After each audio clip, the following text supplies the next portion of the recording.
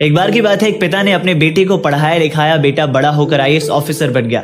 बेटा घर से दूर रहने लगा। एक दिन पिता अपने बेटे से मिलने के लिए उसके शहर गए। उसके ऑफिस जाकर उसके चैम्बर में गए और उसके कंधे पर हाथ रखकर खड़े हुए और अपने बेटे से एक सवाल पूछा।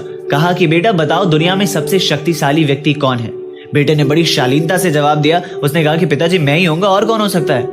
पिता को इस जवाब की उम्मीद नहीं थी। वो वहां से जाने लगे। वो गेट पर आए और उन्होंने सोचा कि एक बार फिर से पूछता हूँ। वो एक बार फिर से अपने बेटे के पास गए और पूछा कि बताओ बेटा, दुनिया में सबसे शक्तिशाली कौन है? तो बेटे ने इस बार कहा कि पिताजी आप।